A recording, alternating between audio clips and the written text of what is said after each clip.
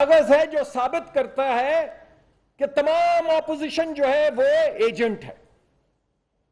और floor of the house के ऊपर यह कहा गया कि इनको पर आर्टिकल 5 लगता है, इनके पास वोट करने का हक नहीं है। तो ये रुमीता शेट्टी से पैसा लेने वाला शख्स हमें कह रहा था कि हम एजेंट हैं। यह वर्षा लूथरा से पैसे लेने वाला शख्स हमारे ऊपर आर्टिकल 5 लगा रहा था। और यह चरणजीत सिंह कौन है भाई? यह पंजाब के कौन से गांव से है जिसके पैसे से आप यहां पे अपनी पॉलिटिकल पार्टी चलाते रहे हैं? ये कौन लोग हैं? कोई जवाब नहीं, किसी के पास जवाब नहीं। इस बात गश्त है बस एजेंट। तो मैं आपसे पूछता हूं कि एजेंट कौन है, जरा जवाब दें। और दूसरी बात मैं ये पूछता हूं, इंपोर्टेड कौन है?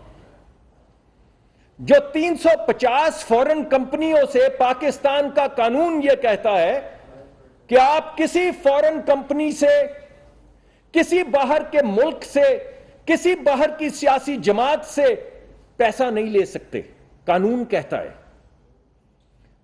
और कानून कहता है कि अगर आप रहें ले पैसा तो आपकी पार्टी तहलील की जा सकती है।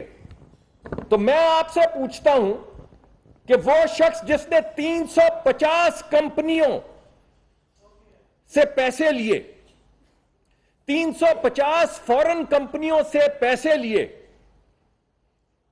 वो इंपोर्टेड है या हम इंपोर्टेड है? हम इंपोर्टेड है किस बुनियाद पे? कोई बुनियाद नहीं। खान कहता है हम इंपोर्टेड हैं, इस वजह से हम इंपोर्टेड हैं। अदालत कहती है कि 350 कंपनियों से पैसे लिए, खान इंपोर्टेड नहीं है। खान तो नेक आदमी है, किसी सियासी जमात से पैसे नहीं ले सकते। ये 2 मिलियन पाउंड किसने लिए? तो इंपोर्टेड कौन है? ये इंपोर्टेड और एजेंट हम कैसे हैं भाई? और आप क्या हैं?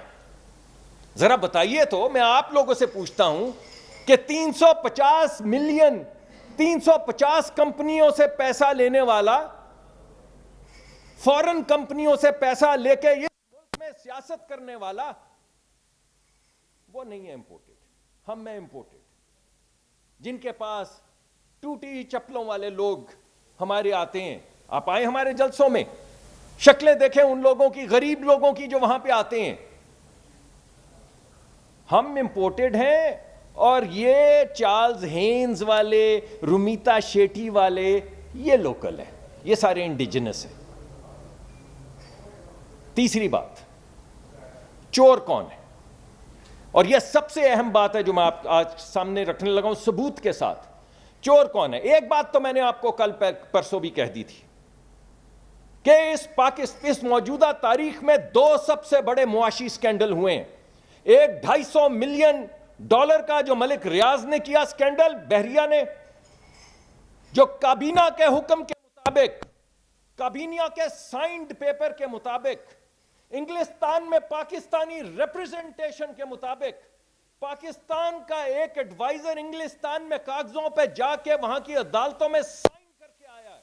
उसके मुताबिक वो $250 मिलियन, जो 1/4 है उस पैसे का जो पाकिस्तान को IMF से मिलने हैं, उसके मुताबिक वो $250 मिलियन, जो 1/4 है उस पैसे का जो पाकिस्तान को IMF से मिलने हैं, गिफ्ट कर दिया। गिफ्ट कर दिया बहरिया टाउन को, मलिक रियाज साहब को गिफ्ट कर दिया, साइन करके गिफ्ट कर दिया। वो पैसे उनके अकाउंट में जमा हो गए। किस चीज के इवज? जरा कीमत देखें, जरा कीमत देखें। $250 मिलियन दे दिया 450 कनाल जमीन के लिए।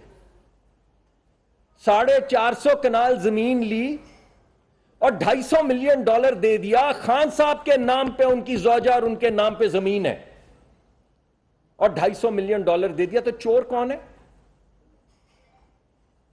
अब मैं दूसरा मुकदमा जो इससे रिलेटेड है वो आपके सामने पेश करता हूं। मैंने आपको बताया कि ये अबराज वाले साहब, नकवी साहब जो हैं, इस वक्त अंदिया यह है कि इनको 290 साल सजा होगी अमेरिका में, 290 साल। जो जराइम इन्होंने मनी लॉन्ड्रिंग के किए हैं उसमें 290 साल इनकी सजा बनती है। और खान साहब ने सौदागरी की उनसे $2 मिलियन के अंदर। वो सारी वो जो क्रिकेट क्लब बनाया मनी लॉन्ड्रिंग के लिए, जहां पे बाहर से कहा यह कि लोग पैसे देकर आएंगे, तो ये $2 मिलियन जो आए और $1.2 मिलियन जो आए, ये टिकटों से आए थे। तो ये जिस शख्स ने $2 मिलियन या $3 मिलियन के एवज सौदा किया, अब सवाल यह पैदा होता है सौदा क्या किया? जिस पार्टी से सौदा किया उनको फायदा क्या पहुंचाया? तो मैं आज आपको वो बताता हूं। के इलेक्ट्रिक ने 20 साल से वादा किया हुआ था कि कराची की मुश्किलात हल करने के लिए वो इन्वेस्टमेंट करेंगे। 20 साल से यह मुकदमा चल रहा था कि उन्होंने इन्वेस्टमेंट करनी है, वो क्यों नहीं कर रहे? और हमने अपने दौर में करवाई। और 2020 के बाद यानी वो पैसे $2-3 मिलियन या $2-3 मिलियन जब आ गए पीटीआई के अकाउंट में, तो क्या हुआ? एक प्रोजेक्ट जिसका नाम दतांग कोल प्लांट है, जो कराची में लगना था, कराची के लोगों को सहूलत देने के लिए, जो इन्वेस्टमेंट करनी थी कानून के तहत, कॉन्ट्रैक्ट के तहत, के इलेक्ट्रिक ने वो माफ कर दी गई। $1 बिलियन यानी 250 अरब रुपए की इन्वेस्टमेंट थी, जो 2.5-3 मिलियन में बेच दी। तो चोर कौन है? असद उमर साहब सीसीओई में बैठे और उन्होंने डिक्टेट करवाया। यानी वहां पे बैठे लोगों ने कहा कि आप ये मत करें, ये 20 साल पुरानी कमिटमेंट है, इसे खत्म मत करें, ये कराची के लोगों का मुकदमा है, ये बिजली उन्होंने कॉन्ट्रैक्ट में बनानी थी, मत करें। मगर खान साहब का हुक्म था, तो असद उमर साहब कैसे टालते? वो भी बेचारे हैं। तो दतांग कोल प्रोजेक्ट, हवा में नहीं बात कर रहा हूं, नाम लेके आपको बता रहा हूं। दतांग कोल प्रोजेक्ट जो अपने आखिरी मराहिल में था, 250 अरब की कराची में इन्वेस्टमेंट जो के इलेक्ट्रिक ने करनी थी, वो माफ कर दी गई 2020 के एंड में, माफ कर दी गई। आपको याद है ना वो तस्वीर खान साहब की? वो तस्वीर याद है ना, जिसमें 7 नकवी साहब बैठे हुए हैं और अखबार में हेडिंग आ रही थी कि खान ने गारंटी दी है कि के इलेक्ट्रिक के मामलात हल हो जाएंगे। हो गए। 3 मिलियन पाउंड पे तमाम मामलात हल हो गए। पाकिस्तान के अंदर $1 अरब की 250 अरब रुपए की इन्वेस्टमेंट 3 मिलियन या 2 मिलियन पाउंड में बेच दी। मैं आपसे पूछता हूं, चोर कौन है? और सबूत चाहिए आप लोगों को। तो के इलेक्ट्रिक को 650 मेगावाट उसी कॉन्ट्रैक्ट में, उसी मुआहदे में जिसके तहत के इलेक्ट्रिक खरीदी गई, यह वादा किया गया कि सरकार उनको 650 मेगावाट बिजली देगी। खान साहब क्योंकि बड़े आदमी हैं, दरिया दिल हैं, सूफी हैं, नेक हैं, रियासत मदीना बना रहे हैं, और बाकी शिरक विरक की तो मैं बातें नहीं करता। तो जो भी वो कर रहे हैं, उन्होंने फैसला किया कि ये 650 मेगावाट बढ़ा के 2050 मेगावाट कर दिए जाएं। आपके यहां लोड शेडिंग हो रही है, रोज हमें आप यहां बुलाते हैं, हमसे पूछते हैं लोड शेडिंग क्यों हो रही है। अब मैं आपको बताता हूं लोड शेडिंग क्यों हो रही है। कि वो बिजली जो पाकिस्तान के तमाम शहरियों को मिलनी थी, उसमें 1500 मेगावाट बिजली खान साहब ने 2 से 3 मिलियन पाउंड के एवज कहा कि यह दे दी जाए के इलेक्ट्रिक को। इसकी कीमत पता है कितनी बनती है? यह जो इजाफी बिजली दी है, इसकी कीमत पता है कितनी बनती है? 300 अरब रुपए। कैलकुलेट कर दूं, 1500 मेगावाट ज़रबे 24 ज़रबे 30 ज़रबे 12 ज़रबे 0.9 ज़रबे 1000, 11.664 बिलियन यूनिट बनते हैं, जिनकी कीमत 300 अरब रुपए है। गिफ्ट कर दी। 250 अरब का प्लांट गिफ्ट कर दिया। 300 अरब की बिजली गिफ्ट कर दी। कीमत क्या ली? 3 million pound. 250 million dollar Malik Riyaz साहब को गिफ्ट कर दिए। कीमत क्या ली? 450 केनाल। तो मैं आपसे पूछता हूं, भाई चोर कौन है? भाई चोर कौन है? मनी लॉन्ड्रर कौन है? ये वूटोंग क्रिकेट क्लब क्या बला थी? कौन है चोर? कौन है मनी लॉन्ड्रर? ये तमाम नंबर किसी को बुला लें। आप खुद अहले कलम हैं, अहले दानिश हैं, लिखने पढ़ने वाले लोग हैं, जाएं पता करें दतांग कोल प्लांट किसने कैंसिल किया, कब कैंसिल किया। ये 3 मिलियन पाउंड पहले आए या बाद में? कीमत पहले वसूल की या बाद में वसूल की इस मुल्क की? और आखिरी बात, साबित मैंने आपको बता दिया है एजेंट कौन है, मैंने आपको बता दिया है। अभी तो मैं भूल गया, वो बैरी दोसांझ और इंद्रजीत जिनके पहले नाम आ चुके हैं, एजेंट कौन है ये तो बताना पड़ेगा ना। इंपोर्टेड कौन है? वो 350 कंपनियां, डिंग डोंग LLC वगैरह वगैरह। चोर कौन है? 450 केनाल के बदले में जो 250 मिलियन का तो बिलियन 250 अरब का तोहफा, मिलियन डॉलर का 200 लिए 250 का कारखाना दतांग कोल का तोहफे में दे के इलेक्ट्रिक को,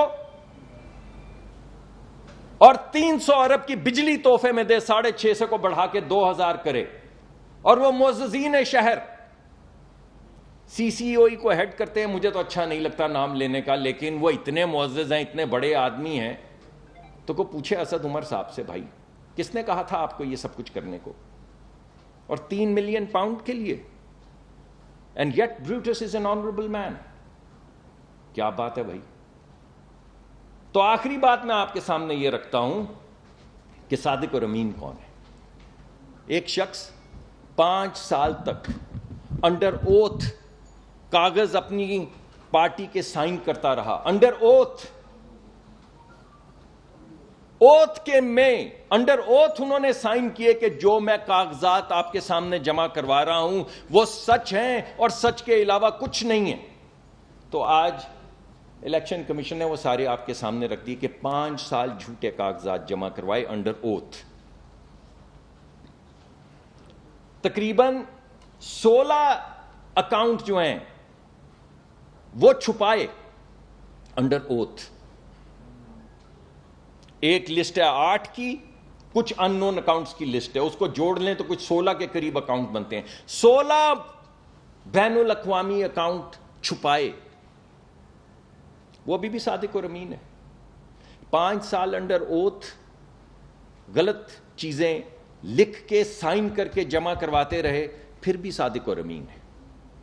16 अकाउंट छुपा दिए, 8 तो खुद भी मानते हैं, वो अब भी सादिक और अमीन है। और कौन है जो सादिक और अमीन नहीं है? याद करवा दूं, जो अपने बेटे की कंपनी में डायरेक्टर के तौर पे, अपने बेटे की कंपनी में, दुबई में अपने बेटे की कंपनी में एज अ डायरेक्टर पैसे ले सकता था, मगर क्योंकि अपने बेटे की कंपनी थी नहीं लिया। आप सब अपने बच्चों की कंपनियों के अंदर नहीं है। कोई अपने बाप को नहीं कहता कि आप आ जाएं मेरी कंपनी में बोर्ड के ऊपर, मैं चाहता हूं मेरा बाप, अगर अल्लाह ने मुझे इज्जत दी है तो मैं अपने बाप को बिठाऊं, अपने भाई को, अपनी अम्मा को बिठाऊं। बाकी सब बिठा सकते हैं, मगर एक शख्स था दुबई में, उसने कहा कि मैं अपने बाप को बोर्ड में डाल देता हूं। अदालत ने कहा, फैसले ने कहा कि तुम चूंकि बोर्ड पे थे तनख्वाह ले सकते थे, तुम्हारे बेटे की है, तुमने नहीं ली तनख्वाह, मगर उससे क्या गर्ज, ले तो सकते थे ना बोर्ड मेंबर के तौर पे, तो तुमने वो डिक्लेयर नहीं किया। क्योंकि तुमने वो डिक्लेयर नहीं किया तो तुम सादिक और अमीन नहीं रहे। क्योंकि तुम सादिक और अमीन नहीं रहे तो अब तुम वजीर आजम नहीं रह सकते। क्योंकि तुम अब वजीर आजम नहीं रह सकते और तुम सादिक और अमीन नहीं हो तो पार्टी के सरबराह भी नहीं रह सकते। किस बात पे कि अपने बेटे की कंपनी में तनख्वाह ले सकते थे, नहीं ली। अदालत के फैसले में लिखा नहीं ली, लेकिन क्योंकि ले सकते थे तुम सादिक और अमीन नहीं हो, और ये सादिक और अमीन है। तो मैं आपसे जाते जाते सिर्फ ये पूछता हूं, भाई ये एजेंट कौन है? ये चोर कौन है, ये इंपोर्टेड कौन है, और ये सादिक और अमीन कौन है, और इस मुल्क का इंसाफ क्या है। बहुत बहुत शुक्रिया। अवैस क्या नहीं, सिर्फ 2 सवाल होंगे। जी डॉक्टर साहब, बहुत खूबसूरत तरीके से आपने अपना केस प्रेजेंट किया और जिस तरह पावर शॉर्टेज को आपने लिंक किया, ये एक अपग्रेड जाता है। अब क्या देख रहे हैं, आगे क्या देख रहे हैं, क्या होने जा रहा है? अवाम भी सवाल करने जा रही है कि जो आप बातें कर रहे हैं इस पर क्या कोई पाबंदी लगने जाएगी, वफाकी हुकूमत क्या करने जा रही है, इस पर थोड़ी सी गर्मी। जी, मैं तो ये समझता हूं कि इंसाफ जो है उसकी एक अवामी अदालत लग गई है। ये तमाम चीजें जो मैंने आपके सामने पेश की आज, ये सब अदालती फैसले, और अब वो अदालती फैसले जो हैं वो अवाम की अदालत में आ गए, और हम तो सिर्फ फैसले आपके सामने पेश कर रहे हैं और एक ही बात कह रहे हैं, ये फैसला देख लें और ये फैसला देख लें और अवाम फैसला कर लें। तो अवाम को फैसला करने दें। मुस्तफिक मलिक साहब, ये बताइएगा, हुकूमत को अब इलेक्शन कमीशन की जानिब से जो कॉपी है वो मिल जाएगी, हुकूमत क्या इरादा रखती है? इत्तेहादी जमातें भी आपके साथ शामिल हैं, क्या उनके साथ भी मुशावरत होगी? किस तरह से अब इस सारे मामले को लेकर आप आगे चलेंगे? मैंने तो आपके सामने ये मामला रख दिया है, सुबह से सब लोग रख रहे हैं, उससे पहले आपके सामने ये मामला जो है वो इलेक्शन कमीशन ने रखा है, तो ये मामला अब आपके पास है। ये मामला हमारे पास आपकी अमानत है, इस अमानत की हम हिफाजत करें। बहुत बहुत शुक्रिया।